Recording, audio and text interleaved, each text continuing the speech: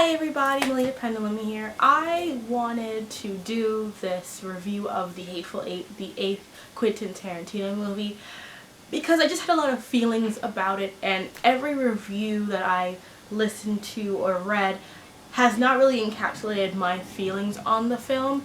And because I just love Tarantino's work so much and I just had so many very disappointed feelings about this movie, I wanted to make a video about it and discuss it with everybody else to get everyone else's opinion. And I'm sure I'll get a lot of angry opinions, but I at least want to have a back and forth dialogue with people who really enjoyed this movie, because I was greatly disappointed by it and I really need to get that out there in words, because I don't think I've seen anyone explain it the way I feel. So this will be my review of the Hateful Eight. There will be spoilers ahoy. So if you're looking forward to hearing my thoughts, thumbs up and subscribe and we will continue. I have to say that this is probably my second Tarantino movie that I've seen in theaters. The first one was Django, because I was old enough to finally see a rated R movie then, and then this is my second one. And I've seen all of his films. I love pretty much all of them, even Django, which was my least favorite movie up until this point. I at least was able to enjoy in a lot of different ways, understand its aesthetic, its style. I did appreciate that even though I don't think Django was the lead in my opinion, that he was still an interesting and complex character. Not as much complexity as Christoph Waltz's character, but I still enjoyed it very much. When I think of something like Reservoir Dogs or Jackie Brown in Pulp Fiction, Kill Bill, Tarantino has always had this really great flair of like writing dialogue and making me really engaged in this narrative of violence and gore, but also really developed characters that I could feel investment for. And I think the biggest sign that I wasn't going to enjoy this movie was when the opening credits were going on. Oh, just to clarify, I did not see this in 70mm. I did not see it with the 15-minute intermission and the overture, because I think this movie's already 3 hours long. With all of that, I don't think I could have even stood it. But from the very beginning, this movie was trying to feel very long to me. Like, I just could feel time waning. And I was watching this with my brother.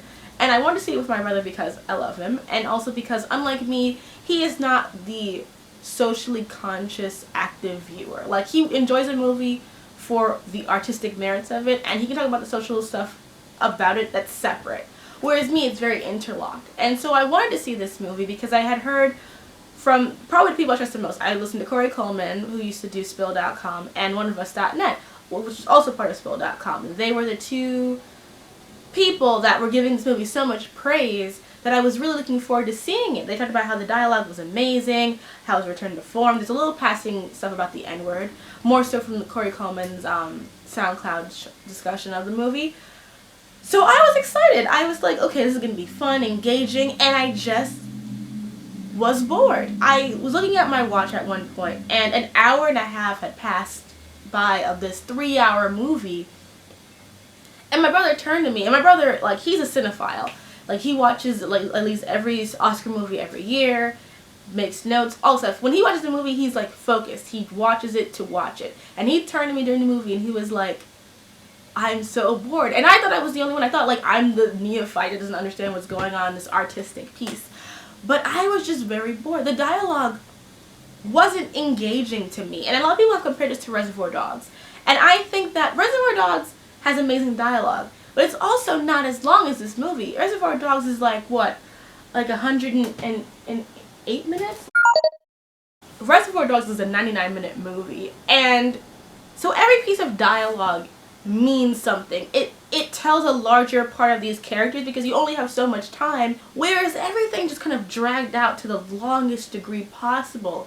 And I feel like this has been a problem since Inglourious Basterds, which I love, but just like, you can cut some stuff out. Everyone who talks shit about Death Proof and all the dialogue in there can just eat crow as far as I'm concerned. Because if you couldn't stand the dialogue in Death Proof, which is one of my favorite movies, I love Death Proof. It's in my top 5 of Tarantino's films. If you don't like the dialogue in Death Proof, but you like the dialogue in this movie, we have to have a discussion about that, because the dialogue in this movie was so repetitive and did largely nothing but make the movie go on longer. I didn't care about the characters at all. And I remember very succinctly, like, because I saw Reservoir Dogs fairly recently, within the last 2 months or so, that within that first scene at the diner, you have such a really interesting understanding of all of these characters, who they are. They're little cues to show you, like, what each person is thinking and what they're like, and that continues throughout the film. And every line, every word, making them grow. It felt like everything in here was either a punchline or lead up to a joke. There were some character development hints in it, of course, because Tarantino is a very good writer. But at the same time, I just kept feeling like, okay, but when are we going to get to the story? And then when we finally get to, Mimi's haberdashery, I just felt like it just kept doing the same each person, and they had to have their little introduction and their little speeches and their little monologues. I'm just kind of like, this is just very long. Like, do we have to be introduced to each character in this kind of way? And I think, like, Kill Bill did this better. Like, it was a little bit of an excerpt. You saw action or some scene with them, and you moved on to the storyline. With this, it was like a whole dialogue about nothing. Because they're lying for the most part. And I just also didn't understand why Kurt Russell, who this bounty hunter, is taking, Daisy Donahue, or whatever the fuck her name is, and dragging her to every single person and be like, she's worth $10,000. Don't touch her. She's mine. Like, why don't you just, shut the fuck up and do your own business and not worry about telling everybody who they are? Like, I know it's in his mindset of, like, I'm telling this to you so that you know that I'm the baddest bitch here and don't touch my girl. But it just kept dragging on and on and on. And I think, on top of it all, the nigger thing. And I'm going to say the word because I just need to... Nigger, okay? So, I don't know if Quentin was mad about Django and how everyone criticized him for that, but he decided he was going to double down on nigger today. And it comes up so much. And I think my brother and I were the only two black people in that theater. I'm not going to say for sure, but I mostly remember everyone else around us being white. And when Samuel Jackson character goes into the carriage for the first time, Kurt Russell's character tells Daisy to say hi. She's like, hi, nigger. And then the white people start laughing. And I'm just looking at them like, but is that a joke, though? Like, just because someone is saying nigger, does that mean it must be like, oh, she said the word? It was so disingenuous. And there's this whole line where Samuel Jackson's character has a letter from Abraham Lincoln. And there's a part where him, the Confederate son person, and a few other people are around the table talking. They're like, I hear that nigger has a letter from Abraham Lincoln. That nigger has a letter from Abraham Lincoln. That nigger has a letter from Abraham Lincoln. That nigger does not have a letter. It just went on and on. And I'm just like, okay, like, can I get something other word? Spook, spear chucker, Sambo. Like, can we mix up these slurs? Because this is the nigger stuff. It's just like, okay, I get it. You want to use the word. It has historical context, so you feel you can use the word. But at the same time, it becomes a joke. Like, just a joke that I'm saying this word. And I just would look around at all these actors. I'm like, so none of y'all feel uncomfortable just saying nigger so haphazardly this entire movie. It took me out every single time because it just would never fit naturally in the dialogue. It felt like the punchline to a larger joke that I didn't really want to be a part of, but I was because I was watching the movie. And I just felt taken out of it every single time. I'm like, okay, I get it. You guys are saying nigger. Congratulations.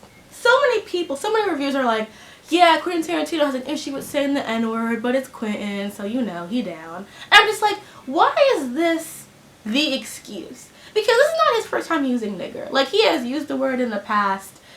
In Reservoir Dogs, they use that term.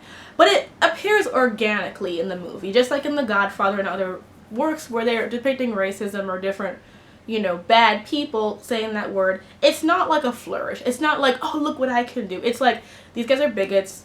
They're anti-black. They don't care about black people. They're saying nigger haphazardly because that's part of showing us, the audience, who these people are. That they're so carefree with that word. And that, for some reason, has changed in these later movies. Like, now, all of a sudden, it's okay for our heroes, our villains, everyone to say this term because it's now in this culture where, nigger is no longer the Klan spokesword. And I feel like that's disingenuous, especially since you're putting this movie in a time of right after the Confederacy, like during Reconstruction era. and it just feels disingenuous, and it just doesn't come off organically. It just feels like him trying to show people, like, you were mad last time, well, I will show y'all. Everyone's kind of giving him a pass on it, or saying, like, okay, you know, he's doing it, but look, he has a black actor as the lead, and Samuel L. Jackson is Samuel L. Jackson, and his relationship with Quentin Tarantino is between him and Quentin. And if that's his black friend, and Quentin is like, Sam, are you cool with this? And Sam's like, you know what? I don't give a shit. Say nigga some more. Add 3, 4, 5 more. That's between them. As the public audience, just because his black friend has given him a pass to say the word does not mean that him putting it in all of these lines of dialogue in his work is meaningful in any sort of way. And this is not to say I think Quentin Tarantino is a bigot. I don't think that he's a bigot.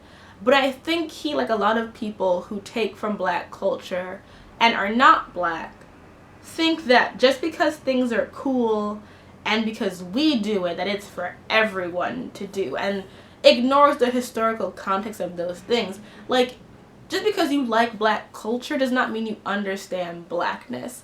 And there are times, like in Django, that understanding of blackness is so important to get when you're doing a work. And even with this movie, it just kind of felt so smarmy. And I guess what was upsetting to me more so than that was something that I never saw discussed in any work. A lot of people were upset about Daisy Darmadu, or whatever you pronounce her damn name, I really don't care, her getting beat up all the time. And I'll get to that point momentarily. But there is a scene during the flashback sequence where we are shown the place at the cabin where all this is happening, how the villainous characters got there, took it over by killing the black people that ran it. And it's a black woman, like a heavyset black woman named Mimi, this darker skinned black woman who you mostly see plucking a chicken, making this very pickaninny stereotypical expression on her face of like simplicity. It's very disconcerting. And there's another black guy who's helping out. They all get murdered. And I will say this whole flashback sequence is unnecessary. It doesn't tell us anything about the story that we could not figure out from the scenes that happened right after it. It's just a break in the flow of the narrative. And because this is not something that happens frequently throughout the story, it just feels like a way of Quentin wanting to show more violence. And because the majority of violence is against black bodies, I just kind of felt like, okay, I don't really need this in my life. I feel like you cut that whole scene out and it would be all the same. So there's a scene where the leader of the people who are trying to take over goes to Mimi and he says something in French and she's like, oh, that's beautiful, what's that? And that's how she talks, of course. And he's like, that's French. She's like, you speak French? And he's like, oui. And she says, what's that mean? Yes. So then she goes to Sweet Dave, the white guy she lives with, and she says, ask me if my ass is fat. And he says something along the lines of like, you know it's fat. And he's like, but ask me. And he's like, why? And it goes back and forth of her telling him to ask her if her ass is fat. And so he finally does say, Mimi, is your ass fat? And she says, oui. And that's the fucking joke. And I remember just like, as this was happening, I looked to my brother and I just had this look on my face like, what the fuck am I experiencing right now? Like, from the man who gave us Jackie Brown and The Bride and Mia Wallace, am I really watching a scene where Quentin wrote a black woman to ask, is her ass fat? It was just the most, like, it upset me more than anything else because it was just so stereotypical and belittling and dumb and coonery that I don't know how the actress could stand to even say it, to be quite honest. And I just, at that moment, I just like, so everyone complained about the Darmadu and her getting her face beaten constantly, but this scene of pure coonery, stereotypical actions depicting of black women, no one had anything to say about that at all on any of the review boards that I saw or any of the commenters I listened to. No one had anything to say about that, and that was the most disappointing thing that I found. I listened to the reviews of all these people, that you guys care about how the white woman's body is belittled, but how the black woman's body is belittled has absolutely no care in the world for you. It was just ridiculous. And then you had a Mexican character who just said cabron a lot and had a heavyset accent, and it was just, people were excusing it like, oh, well, that's how westerns were. This is not a western from the 1930s or the 40s. Like, this is a western written in 2016, 2015. Like, grow up. And it's just disappointing that, like, everything didn't work out. I mean, even the scene where you have Samuel L. Jackson talking about how he made this Confederate soldier's son suck his dick. Sounds like it would be the most hilarious scene in the world because it's Samuel L. Jackson and he can make anything funny. But I just remember sitting there watching it. I'm just kind of like, this is not satisfactory to me at all on any level. Like, I don't get the joke. It's not funny. I mean, at least it wasn't funny to me or my brother or really anyone. I didn't really see anyone laughing in the movie, just kind of watching it. And I guess to compare it to Django, I mean, there are so many scenes in Django that, like, while they're exploitative and not exactly accurate, they're so satisfying. Like, when Django whips that massa, you felt that in your spirit. Like, yes, get him! Get him! Like, that was at least giving me something that I wanted to see. Having some white guy who's naked about to suck Samuel Jackson's dick and him telling it to his father, like, that does not do anything for me, especially when it's after a scene that's supposed to make the general look sympathetic. And all the racial elements in the movie were just very messy and gross and just upsetting because it's a big part of the way the narrative works because of the time it's taking place in. And so when people just overlook that, I just kind of feel like, how do you overlook all of this in this story? And the reality is, I maybe would have been able to overlook some elements of it if I was having fun. And I was just not having fun. All the actors were good. I just didn't care about their characters. And it was odd because I spent more time with them as people than I did with any of the guys in Reservoir Dogs. But I cared so much about them. Like the ending scene between Mr. Orange, I think his name is, and Mr. White, when he tells him that he's a cop and he's a snitch and he goes to shoot him, like, that scene is so emotionally wrenching at the end. Like, it's so poignant. And it gets you because of all the time that he spent defending him and taking care of him. Like, that meant something. There is no scene in this movie that comes close to anything in that. And as for the Daisy Darmadu thing, I'm of two minds about it. Like, on the one hand, they established their whole thing about it. I heard every reviewer say this. Like, she's a terrible person. She's vile. She's gross. Which I think is an honest reaction. People are like, oh yeah, she's like spitting, calling him nigger all the time, and like doing the little.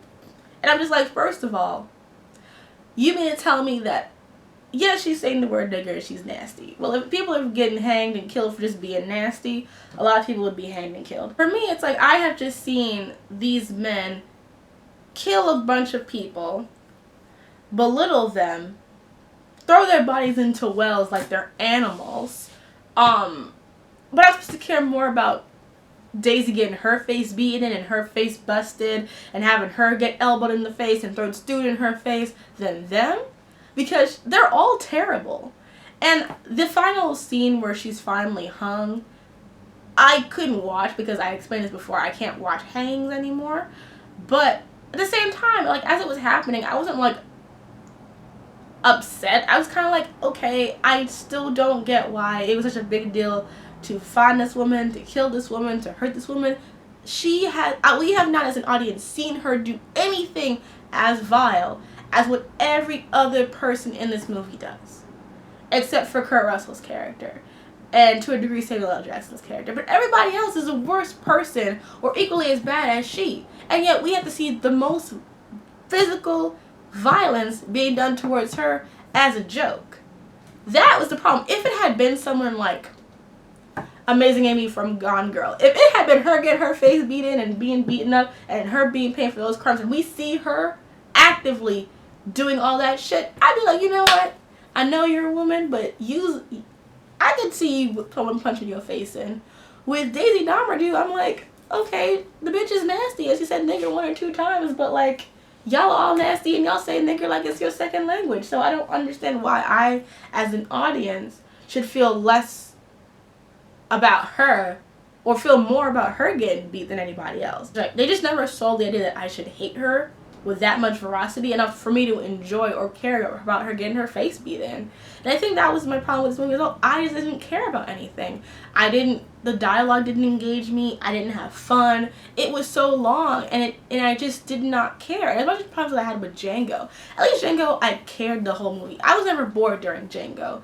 It was a little bit too long. I could see it being like, all right, we can cut this part out or whatever. But I was never bored during Django. But with this movie, I just felt like, okay, can we end now? It's not gonna happen now. Like, I was just waiting for it to end.